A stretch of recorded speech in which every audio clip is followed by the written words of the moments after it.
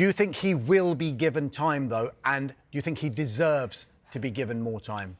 On the basis of his work at Spurs this season, you can't make any argument that he deserves it. And there's a bit of a thing with Frank, I suppose, in that we've certainly seen it, because we would have dealt with him at Brentford, and he was in contrast now at Spurs. He was so expansive at Brentford. He was such a kind of assured character who was willing to just talk so intelligently about football. We're not he looks like a different figure at Spurs now. As regards whether they'll change, I think the one thing that was significant about yesterday's game was it felt like it didn't quite get toxic enough to force the owners, and that's where we are now. I think that's touching on what Johnny said there about where it gets into end game for a manager, and it's almost like everyone is in a bit of a holding pattern now until the situation gets so bad and it gets so toxic that they have no choice.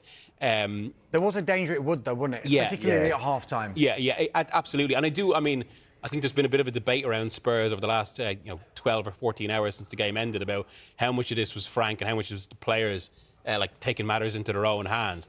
We should say about Villa's performance, but especially in the first half, just the sharpness and coherence of Villa in contrast to what Spurs were. That first goal where Tielemans just plays it straight through the four men. Yeah.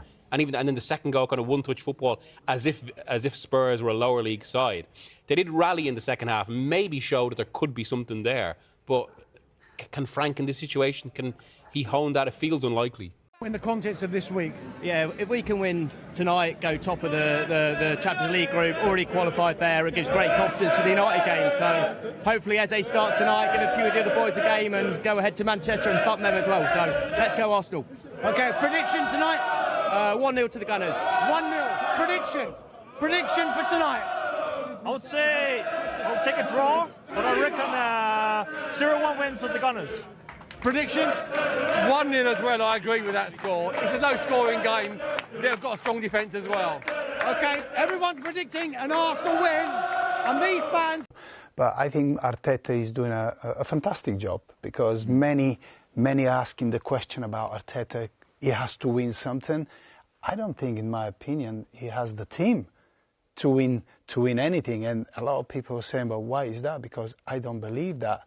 I believe that other teams have a better opportunity and better squads to win the league.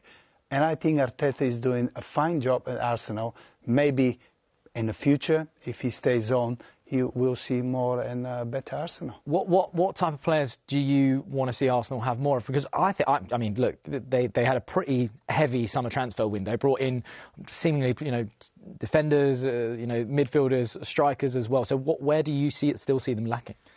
I think lacking of being ruthless. I think you have to, in the certain moments, and the big moments in the league, the big moments in the big games, I think everything is pretty, rather than being ruthless, winning the games when you have to do it in the right times.